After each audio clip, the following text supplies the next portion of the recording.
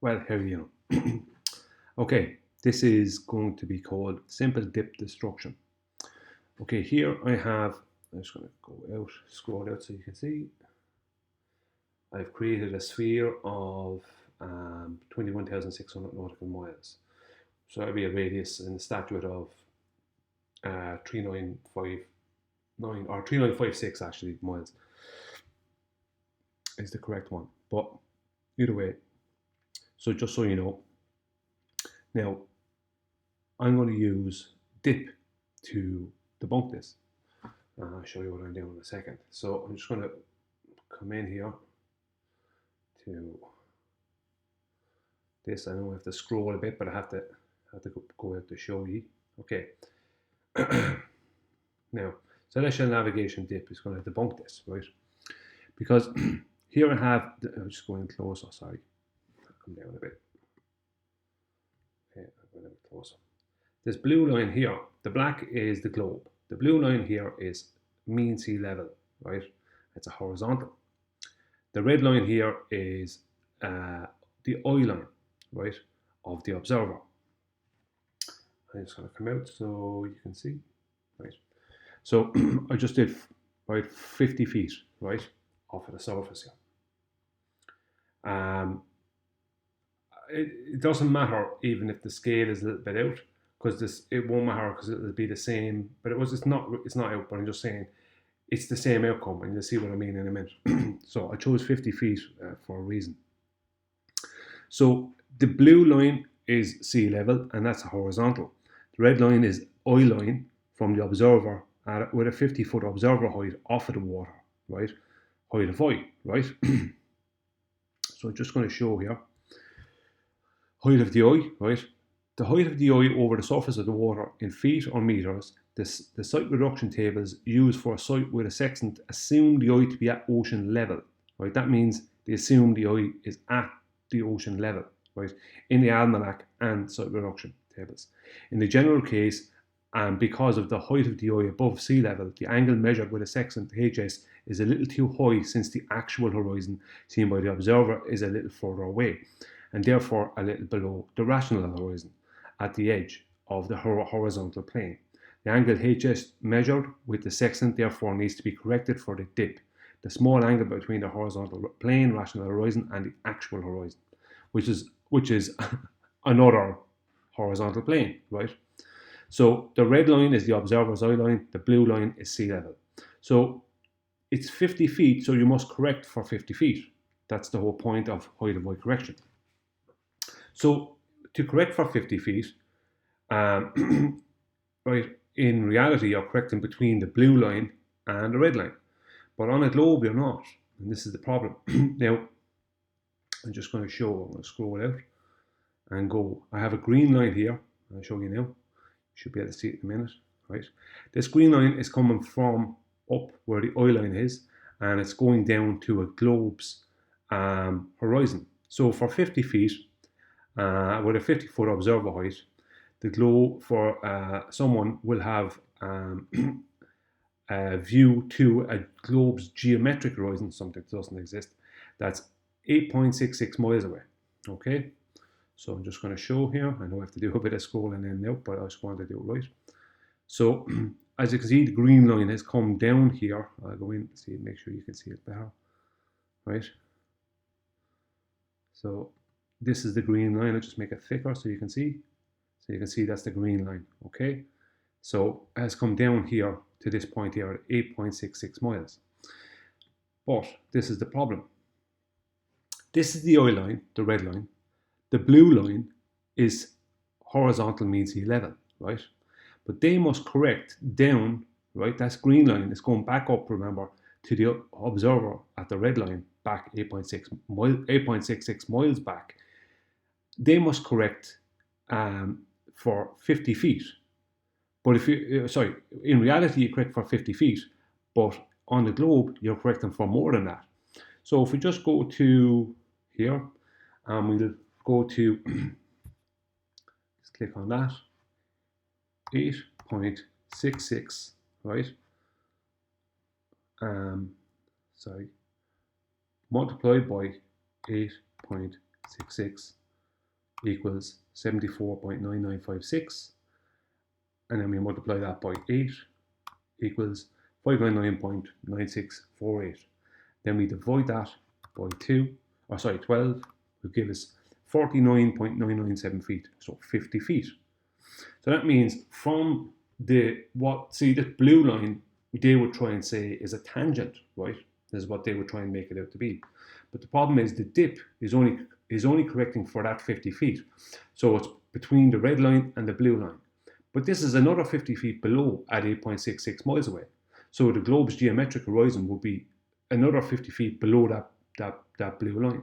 So how are they correcting between here and up to the red line when the correction is only for between the red line and the blue line? This is the problem. The correction is only for 50 feet, but they, in this instance, let's say with a 50 foot of viewer height, if you believed you lived on a globe and there was such a thing as a geometric horizon, there isn't. But if there was, you would have to correct for 100 feet, but you'd only have a 50 foot viewer height, right?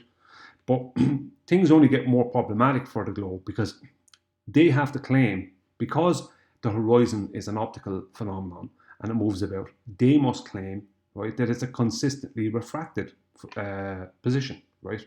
The horizon is a consistently refracted position. So obviously that's why the geometric horizon is only in the maths. They have to beg the question that such a thing as a geometric horizon of a globe exists to make up for the distances that the horizon can be seen at, right? Things like in the Black Swan, we're seeing at least 10 miles. Then you have the other one from BLM-SB 69, where from a 1 foot observation again, it's seen at 31 miles away. So they must add in ridiculous amounts of over 6R, right? Now, what they try to do is claim that within the dip corrections in the Nautical Almanac, that there's 7 over 6R added. But that's total nonsense. There's no 7 over 6R added that I can find anywhere in there, for number one. And number two, 7 over 6R is of absolutely no good to you, because how many times, right, during a day will the horizon not conform to 7 over 6R? 7 over 6R is the standard amount of what they call, right, standard refraction. But it's the standard amount of terrestrial refraction, right? And terrestrial refraction is based on a globe unbending. So the line of sight from the observer to this point here, right, this geometric globe's horizon point, that line of sight is a straight line. But when someone can see past what that would be, they needed mathematically to keep that line of sight straight. Now, a lot of ballers for years got this completely wrong. They kept saying that the line of sight is bending around the globe. No, the globe is unbending. That's how the maths actually work, where it shows that the globe unbends and it keeps the line of sight straight. So you still have a straight line of sight. It's just seeing things that you shouldn't be able to see on a globe because it's past where the geometric horizon would be if it existed, right? This is the nonsense they must spew. So let's just see, right? Let's just see. If you had a 50-foot viewer height and you had a 25-mile horizon, right? So this is from Adam Meakin. This is third of not knowing what size ball you were on today, right? Simply observe your distance to the horizon D, input your observer height H, and as if by magic, instant peace of mind, right? Plus, as an added bonus, you get a calculated value to base your further geometric assumptions on, right? So how this works is, I'll keep it up so you can see it, right? So let's just say there's a 25-mile horizon, right, seen from 50 foot. Now, how would you know this 25 miles away? If you're at sea, there's absolutely no way to find out how far away the horizon is. It's impossible to know. But the globers need to know how far away the horizon is to do dip correction, because they need to first find out how much over 6R is being added, right, within the dip, right? Now, besides the fact that they won't have a horizontal baseline, if they're going to try and use a tangent plane, what they must do is find out how much over 6R is first there to add into the dip, right? Now that means that they have to have an almanac that changes magically from moment to moment throughout the day, right? It's literally God himself has to change the almanac constantly. It would really be a magic book because there'd be nothing constant in their terrestrial refraction section. So let's just say 50-foot viewer height, and there's an island that's 25 miles away, and the island can be seen. So that means they know the horizon is 25 miles away, right? Because they know that the island is 25 miles away from where they are, right? So if we go 25, right, by 25, right, equals 625. And then we multiply that again by 2640, right, equals 165,0000. Then we divide that by our viewer height, which is 50 feet, right? That's 33,000, right? So now we need to find out how much over 6 are, because this is showing us our radius, right, of our effective radius of our effective sphere at this point. So we need to divide that by 3956, right, which is 8.341 times, right, and then we multiply that by 6, right, which is 50.05. So you're talking just to see a 25 mile away horizon from 50 foot up. If you happen to have a demarcation point like an island that you knew where you were next to the land, and you knew how far away this island was, you could say from this other piece of land, you could say, okay, that horizon is 25 miles away.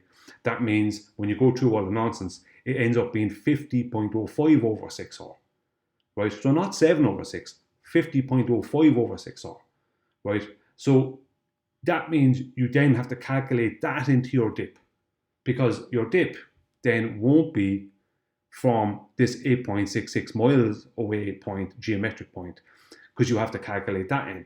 But then you go to do your next sighting, and a few minutes later, and it's sorry, I'm not using and it's not 25 miles. It's not, the horizon's not 25 miles away anymore. It's after changing its position, and you don't have an island, right?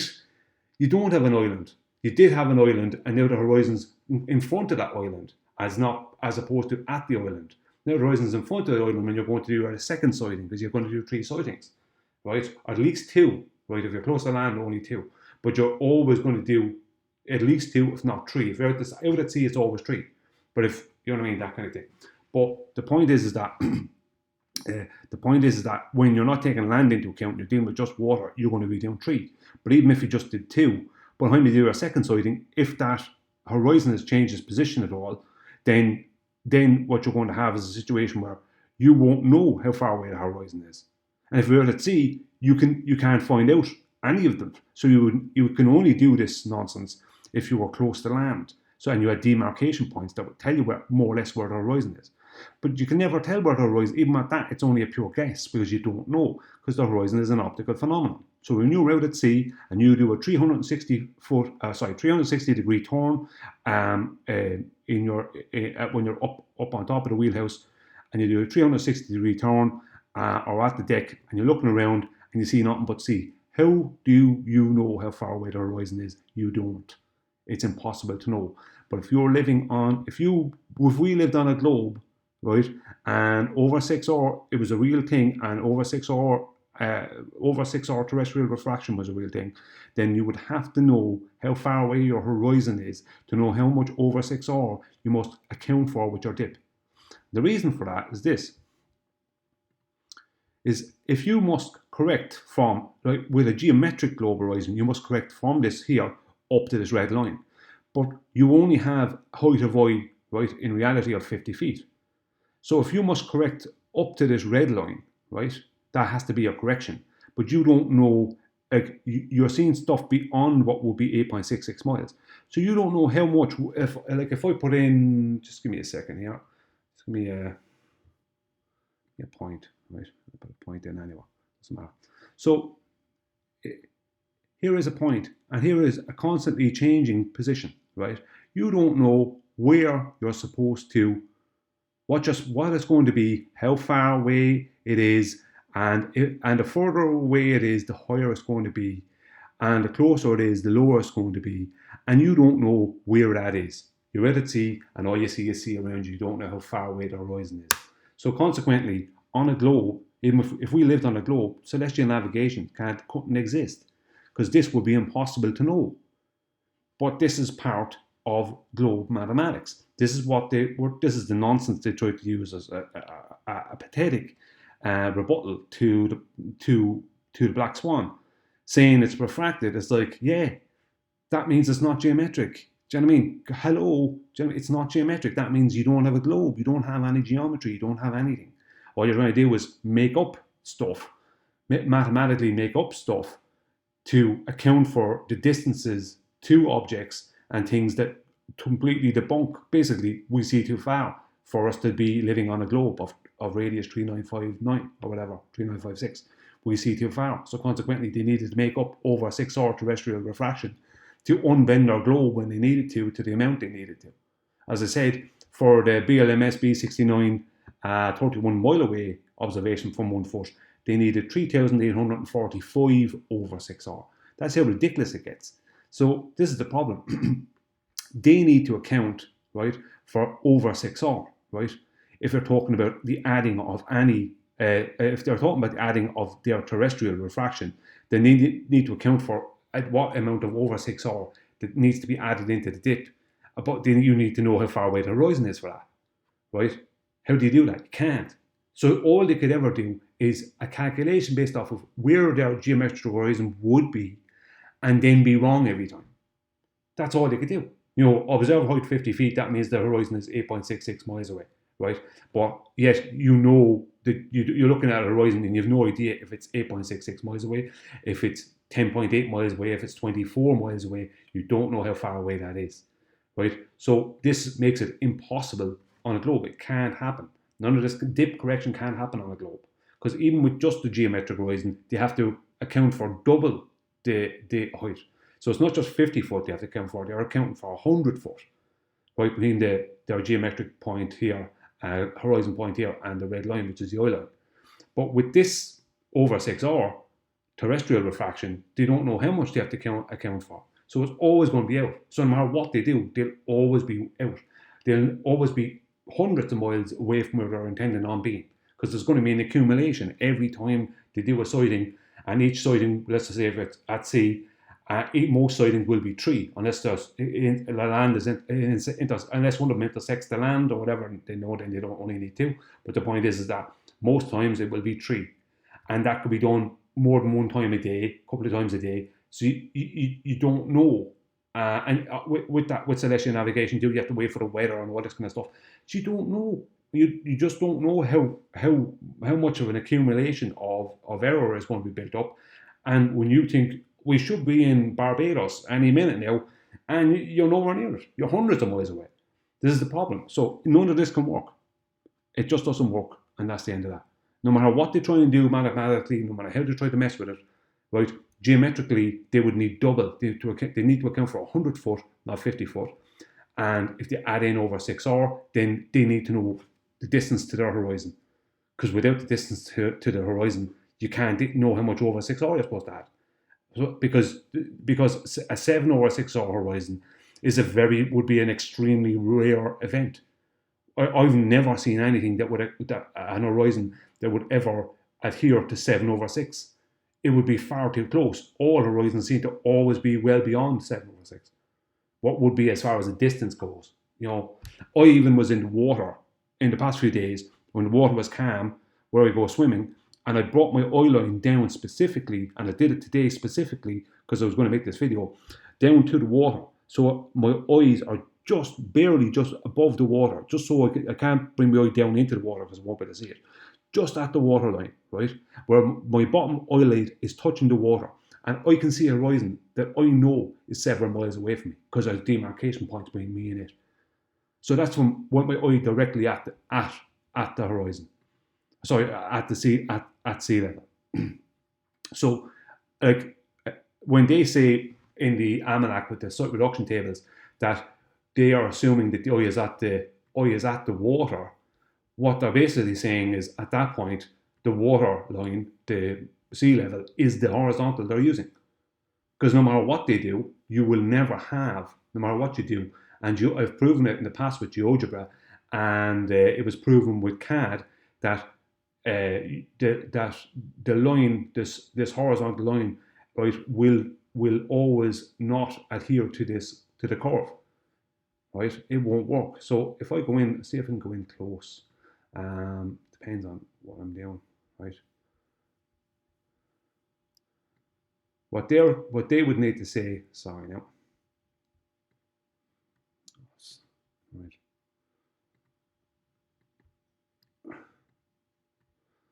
Right. So if I go right in,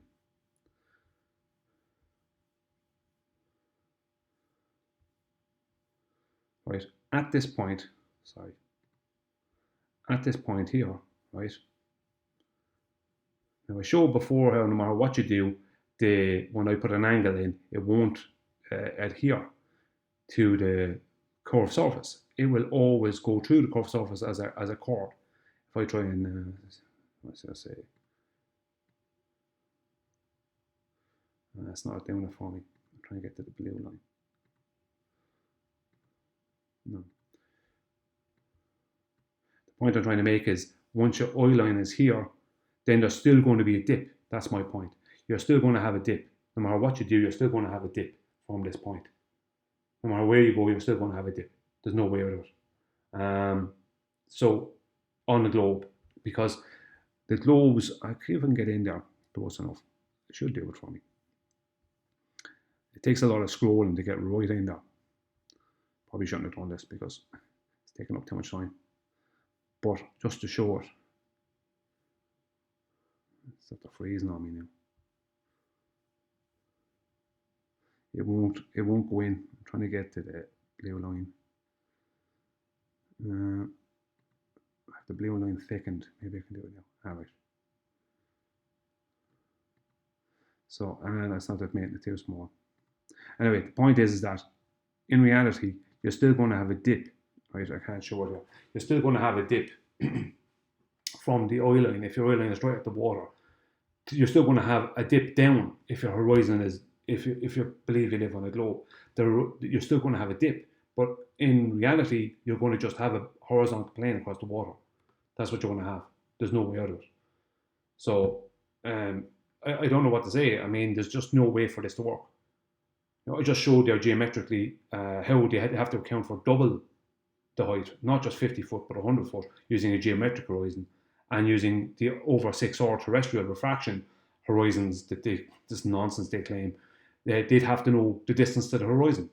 Otherwise, the whole lot is, it's not, they can't even do a dip because it's always going to be wrong. And even at that, it's only a guess. They never really know. It's always a mess. So it just doesn't work in a story. It can't work. And once your eye is at the waterline, they use that as the horizontal. So they're using the waterline as the horizontal. That's what they're doing. So, you know what I mean, with the almanac and the site reduction tables.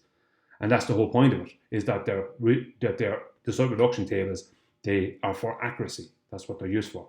So you use them for greater accuracy. So when you do sightings, it tells you what your sighting should be from this location or from at that time of day to that star, blah, blah, blah. At this location, your sighting should be this. So you're out by this much, you're out by that much. And they're using sea level as their horizontal to the elevation angles for that. You know, the almanac always assumes the eye is at sea level. Right? That means sea level has to be a horizontal. It can't be a tangent plane. It has to be a horizontal because that is what they're using as the baseline. Because they're not using oil line anymore. They're using sea level. So if oil line is your baseline, right, when you're using dip, when your eye is at the sea level, then you have no dip. That means sea level is baseline. If your eye level is a horizontal and they make them with a bubble sextant and with an artificial horizon and with the dip correction, you can bring the vertex down or you can bring the line up. It doesn't make any difference. But the point is, eye level will be your horizontal. So when the eye is at the water, then the sea level is a horizontal. So using mean sea level as your horizontal, which means level is horizontal, sea level is horizontal. There's no way out of it. Globe is over. Thanks for watching. Went on a bit longer than I expected, but hopefully you got some good information out of it. Bye.